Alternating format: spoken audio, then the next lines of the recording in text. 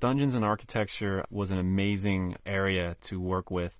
With the Warcraft world, you were never really, in a lot of the Blizzard games, you never really got to enter the world. You were never able to go inside of the city and adventure within the tavern. And it was exciting to work with the team and actually entering the world, opening that door to that crypt and going into that temple and seeing this whole new world in there.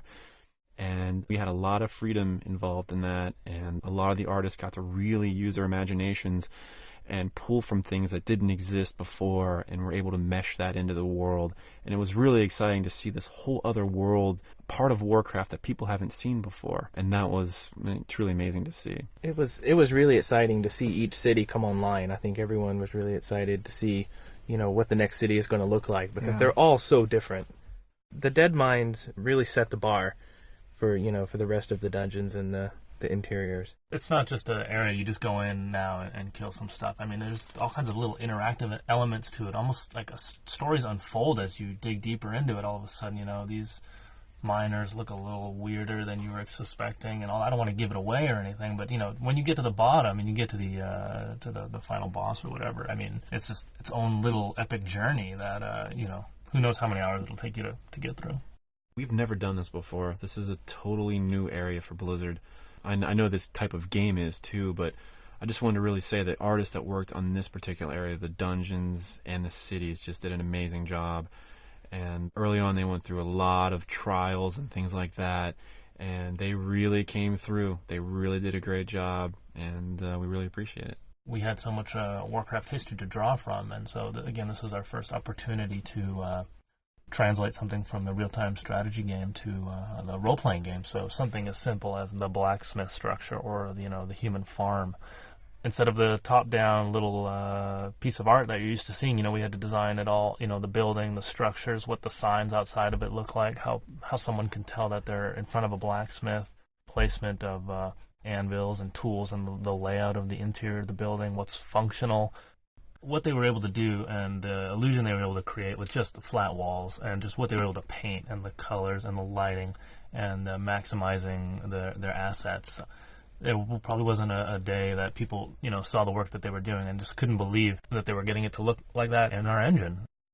That team actually pushed the rest of the art staff too. The dungeon team really just did some amazing work, and the rest of the team would see that and push to be at that level. And I remember some of the first stuff that came through that group. It was stunning. I was like, wow, that is the Warcraft style. I mean, they nailed it. It was a great job. Yeah, that's good stuff. The artists really push each other, to do better, and everyone thrives off that and thrives off each other. There's a lot of history there. There is a lot of depth, and the team worked very closely with Chris Metzen and other people in the company to make sure that these elements are tried and true, and they actually took those ideas and ran with them, and they've done just an amazing job. They're very, very particular about, gameplay. It was pretty exciting to see that. I'd say early on with our dungeons, too, it was difficult to get that organic look. We tried a number of different programs early on, different methods of building, and ultimately we got it, but it was definitely a challenge.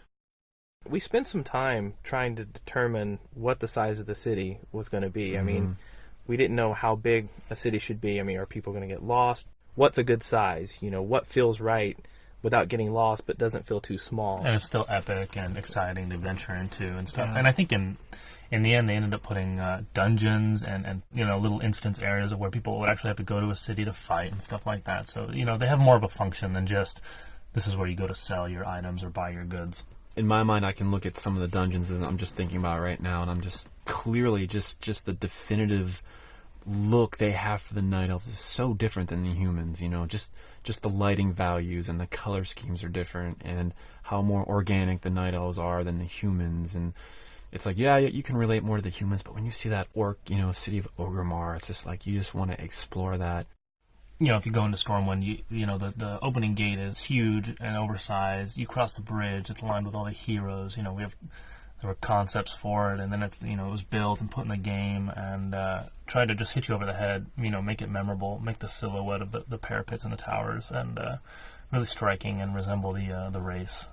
I think another big thing too is everyone has their favorite city. You know, whether it's the Undercity or Stormwind or Ironforge or Orgrimmar or Darnassus. We want all the cities to be on the same level. You know, obviously we wanted Ironforge to be super memorable, and we wanted Darnassus to be exactly that too. And it was kind of funny to see how people were like, you know, they would rank all the cities, and then, you know, this one would move up a couple rankings, you know, and it's nice to see that, you know, all the cities really just turn out fantastic. I mean, and we have Thunder Bluff too. I forgot about Thunder Bluff. Yeah. Massive sort of mesa structure, actually, which is just beautiful. Exactly. I mean, just when you think dungeon is this dark hole in the ground, you go to a city like Thunder Bluff, and it just blows you away, because it's just not what you expect. I mean, you don't expect to see giant windmills and these just amazing looking architecture, these teepees, and it's just, I mean, totems and big, yeah, it's really a treat to see. I know a lot of time in development, you work on a project like this for a long time, and you're so close to it, you don't really appreciate it as much because you're just so close to it. But with this project, it's like every once in a while you see something that just really inspires you, and the team really worked hard, and some of this stuff is just so memorable. I think it was kind of neat too, because each city would set the bar a little bit more. You know, Ironforge would get created, and they would say, "Wow, that's amazing.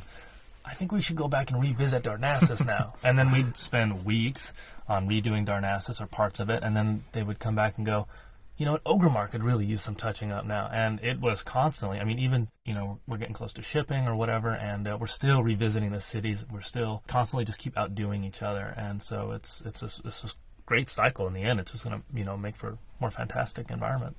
I think that's true for the whole game. Absolutely, this is a game of iteration. I mean, everything has been touched and retouched again and again to make it better and better. This world has always been sort of divided by the Alliance and the Horde. You know, we've always had the orcs and the humans clashing together, and now, you know, as the franchise grows, we have more and more races that are becoming involved with the conflict and taking sides. So we really wanted to get across that this world, sort of the world itself, felt divided, that within the Alliance lands you got a lot more of sort of a lush, beautiful forest and valleys, fields, jungles. It's very colorful and beautiful most of the time. You'll find this very inviting and warm. As opposed to that, you'll run through the Horde lands, and you'll find that there's this very desolate theme of sand and rock and just brushy barrens, and they're even named as such. You know, you have the Thousand Needles and the Barrens, and yeah, I mean, we even, like, to the names themselves, we really push sort of that flavor. It's just a very overall theme. I think anyone's really going to pick up on that as soon as they decide to play Alliance or Horde. They're going to see a very big contrast. I think of the Alliance, you think of lush and green. You think of the Horde and orcs, you think of, you know, dusty red and orange, and that's, you know, to make, you know, each region of the world just exceptionally iconic.